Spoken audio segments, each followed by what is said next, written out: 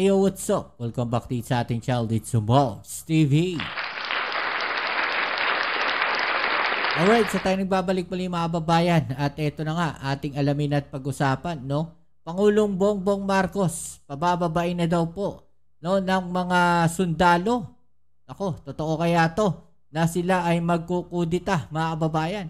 Okay, so yan ang ating alamin ngayon at pag-uusapan. Pero syempre bago ang lahat, please don't forget to subscribe, like, share, comment dyan sa comment section. Okay, so eto mga kababayan, no, netong mga nakaraang araw, talaga namang pinagdidiinan, no, netong mga DDS na meron daw pong nagaganap o magaganap na kudita, no, at meron daw pong mga general, mga babayan, no? Kaso itong mga general na to, no, mga retired general pala, mga babayan. No, na di umano, sawa na daw, no, itong mga kasundaluhan natin at plano daw pong pababain, no, ang ating Pangulong Bongbong Marcos sa pamamagitan, no, ng isang kudita, mga babayan. Nakakatawa lang kasi isipin na noong September 21 pa nila pinaplano yan. No, at matagal na po talaga nilang planong pababain ng ating Pangulong Bongbong Marcos. No? Yan po ay nakikita naman ng ating mga kababayan. Hindi naman siguro bulag itong mga kasundaluhan natin. No? Hindi naman siguro sila bobo kagaya na itong mga DDS na to. Rektahin na natin. Pasensya na po, no, sa salita. No, alam niyo matatalino kasi itong AFP natin. No, nakikita nila kung ano yung sitwasyon. At tandaan natin mga kababayan, hindi po political ang kanilang pinaglalaban, kundi ang konstitusyon, mga kababayan. At hindi po sila pumapanig sa kahit anong political, no, na grupo, mga kababayan. Let's say sa DDS, no, hindi sila papanig dyan. Dahil ang kanilang pinaglalaban ay konstitusyon. Hindi ko maintindihan dito sa mga DDS na to, no, bakit nila pilit dinadawit etong AFP, mga kababayan.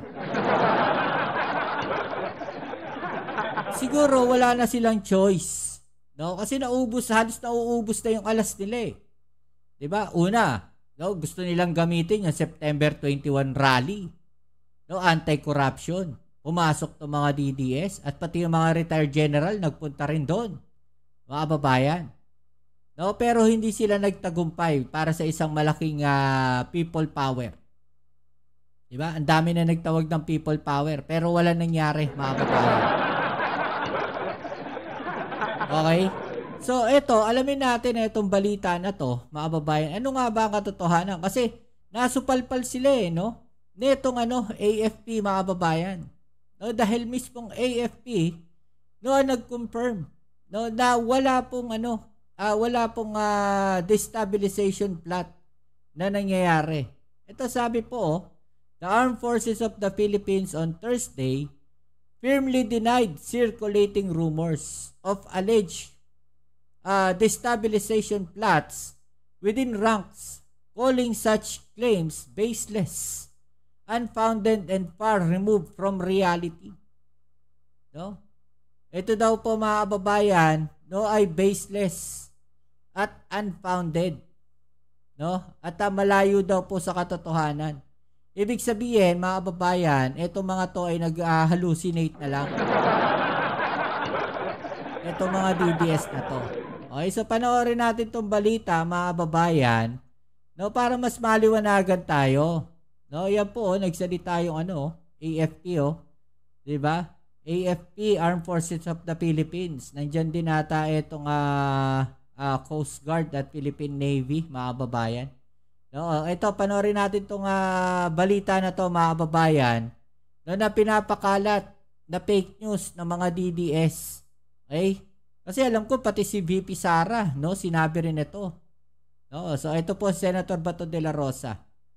Parehong nanindigan ang AFP at DND na stable at matatag ang militar. Yan ay sa gitna ng umuugong na mga balita ng kudeta at sumaray lumalaking galit daw ng ilang retiradong general dahil sa korupsyon. Nasa frontline ng balitang yan, si Brian Castillo. Galit pala kayo sa korupsyon. Bakit yung Pangulong Bongbong Marcos ang pabababain ninyo? Pasensya na po, no? Pero alam ko matatalino po kayo. Especially yung mga retired general na yan. Hindi magiging general yan, mga babayan, kundi matatalino at magagaling po yan.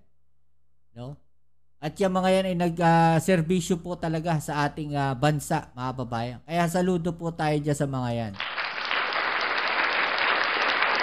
Pero sana naman, wag naman po kayo magpagamit, no, sa politika, no, yung mga retired general natin. Kung galit kayo sa korupsyon, no, hindi yung Pangulong Bongbong Marcos ang dapat ninyong pababain. No? Bakit kanyo? Matalino kayo, alam ninyo na yung Pangulong Bongbong Marcos ang nag-expose na ito. No, siya ang naglabas.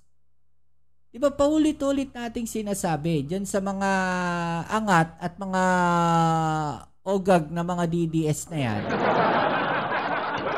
Yung mga obog na yan, yung mga 80-80 na yan ng mga DDS, mga babayan.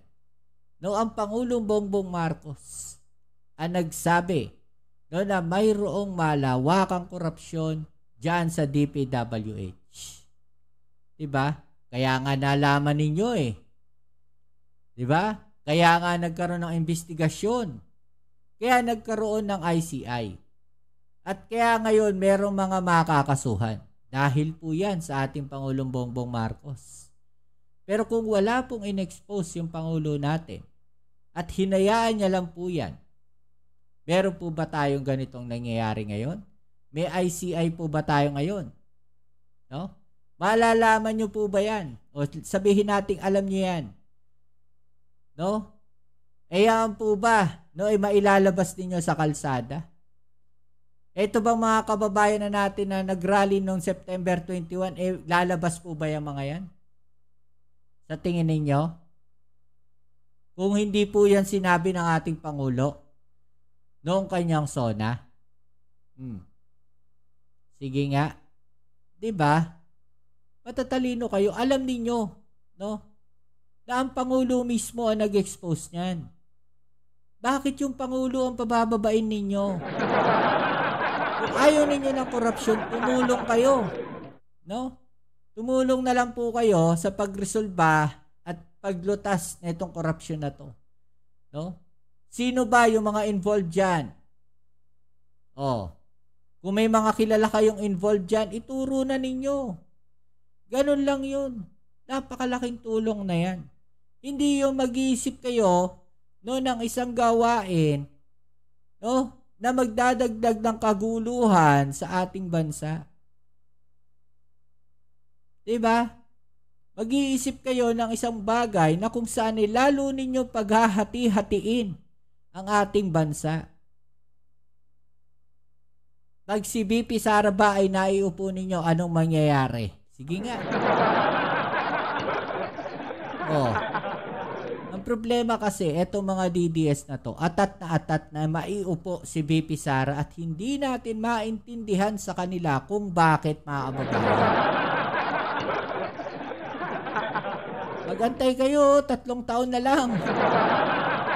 Diba? Tuloy natin to.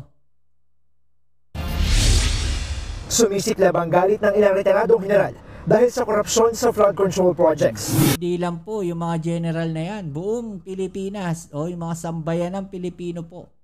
No, ang galit na galit dahil dyan sa mga korupsyon na yan. Babala ni Senator Bato de la Rosa na dating PNP chief. It snowballs into something big, then it will constitute a threat. Kung hindi yan ma-address, magkakaproblema tayo dyan. Pero paglilinaw ni retired Lieutenant General Edelberto Adan, bagamat may ilang nanghihikayat na kalabanin ng gobyerno, hindi ito sinusuportahan ng nakararami. Sinasabi man nila na gusto nilang magpalit ng liderato, sabi mo nga, panawagan nila. Ang isang tanong, ano mangyayari? Anong kasunod nun? Tama, di ba? Ano mangyayari? No, anong kasunod nun pag pinalitan natin yung Pangulong Bongbong Marcos, mga babayan? Diba? Anong mangyayari? Ito, isang balita mga babayan, panoorin natin. Mas mahaba to. Nagbalak daw ng kudeta pero hindi raw natuloy ang ilang retiradong general na gusto raw sanang ipwesto si VP Sara Duterte. Ang git naman ng Armed Forces of the Philippines, usok lamang yan at walang pinagmumulang apoy. Nasa frontline na balitang yan si Brian Castillo. Diba?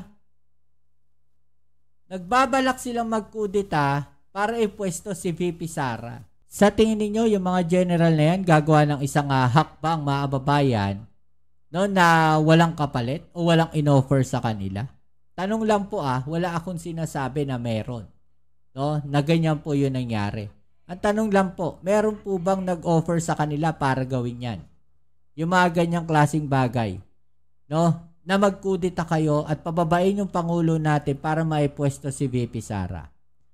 Pag naipwesto nyo ba si VP Sara, ano mangyayari? Mawawala ba yung korupsyon? Alam natin na sa politika, ganito ang sistema. Pagka umupo yan si VP Sara, pinalitan ninyo yung administrasyon na yon. Ano ang gagawin yan? Babaguhin niya yung sistema. Aalisin niya yung ICI na yan. Malamang sa malamang.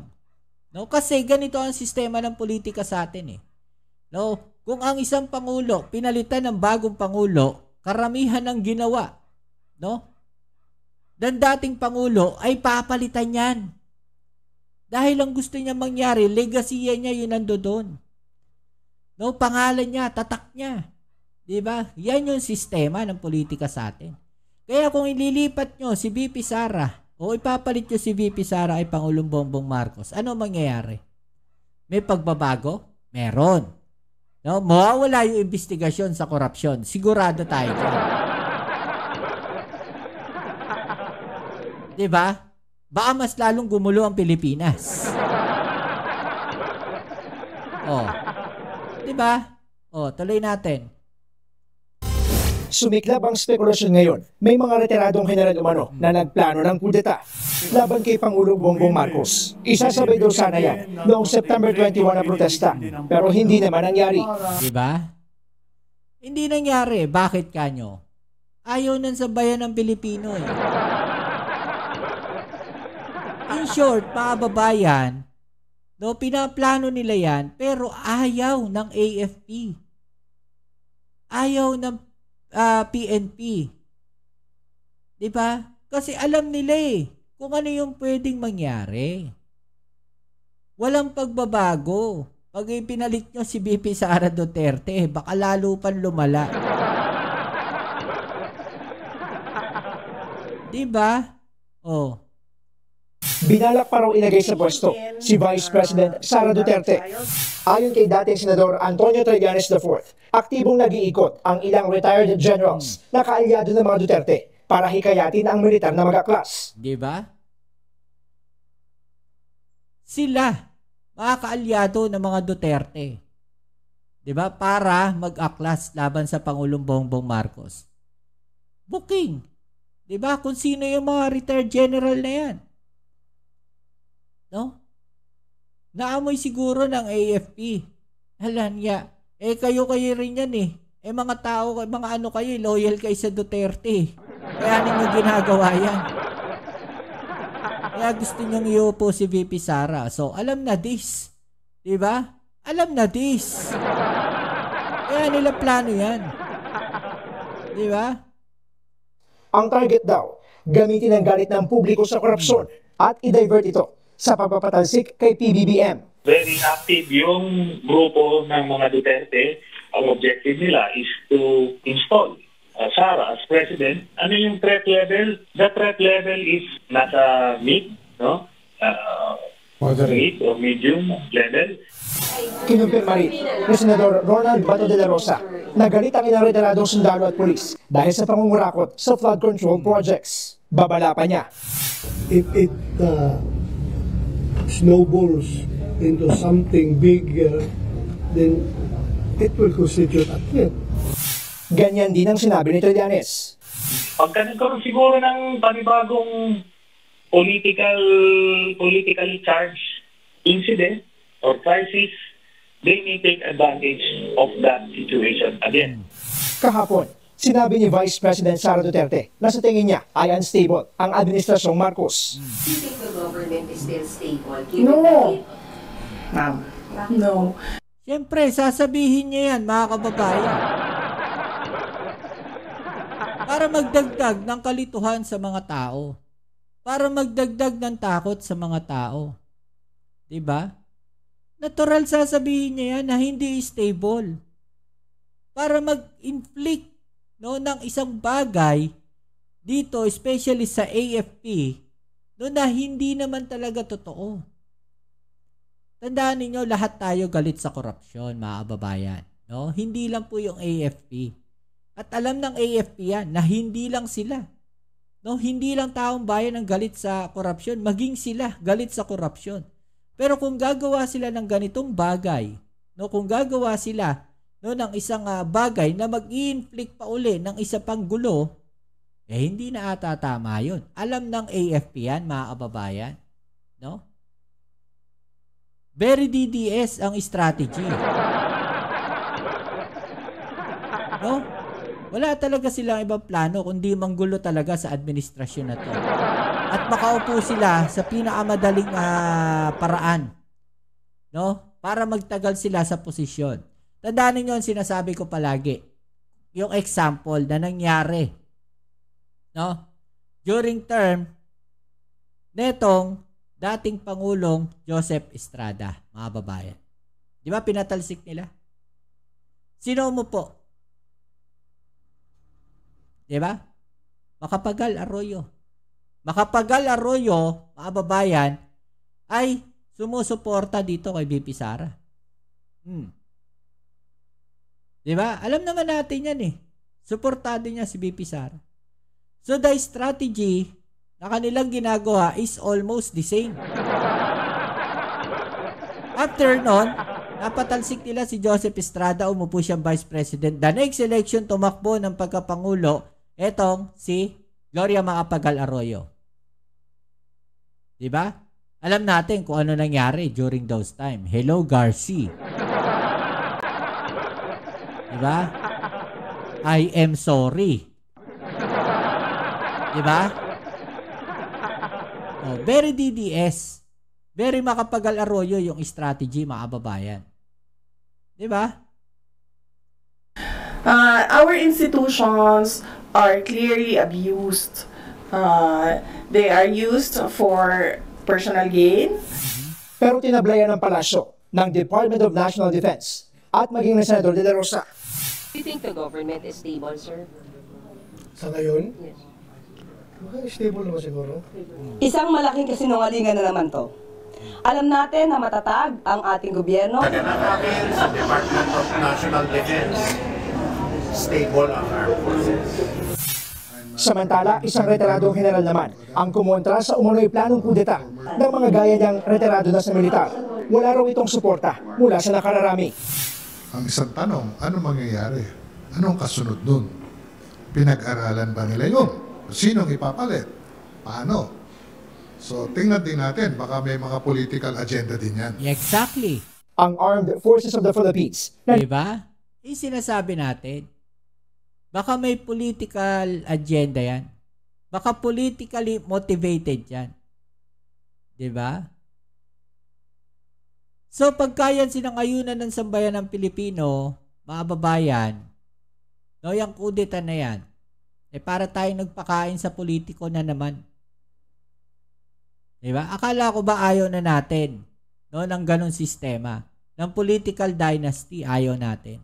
Pero bakit ganito yung gagawin natin? Alam ninyo ang motibo. Bakit gusto nila umupo na kaagad sa pwesto? Diba? Alam ninyo ang motibo. Oh. Ang pinagkaiba lang kasi, mga kababayan, wala na tayo doon sa panahon na yun eh. No, na kung saan, mainstream media lang yung naglalabas ng balita. Diba? Wala na tayo sa panahon na yun. Nandito na tayo sa social media era, mga kababayan. Na kung saan, kahit sino, no, kahit sino nga pwedeng gumawa ng sarili niyang balita eh. Pwede siyang gumawa ng balita na pwede niyang palabasin, no? Dalawang klase. Pwede niyang palabasin na fake news at pwede niyang palabasin yung balita niya na totoo. 'Diba? Nasa nanonood na lang yan kung paano nila i-digest kung ano yung balita na yun.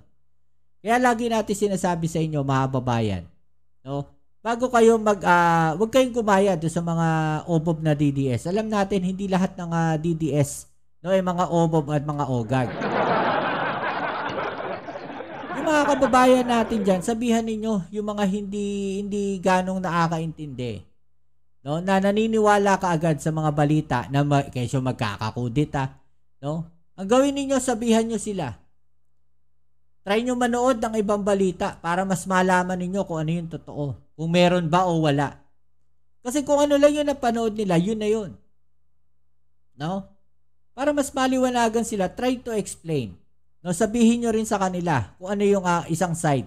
Kung ayaw nilang maliwala, bahala sila. Pero tandaan ninyo, pag sinabi ninyo yan, matatanim sa isip nila yan. Oo nga, no? Pagka wala ka na. Try ko nga, isi-search nila yan, maniwala kayo sa akin. Gagawin nila yan. Nasa sa kanila na yun kung paano nila i-digest yan, mga kababayan. Okay, so tuloy natin. Nanindigang hindi na kailangan ng loyalty check.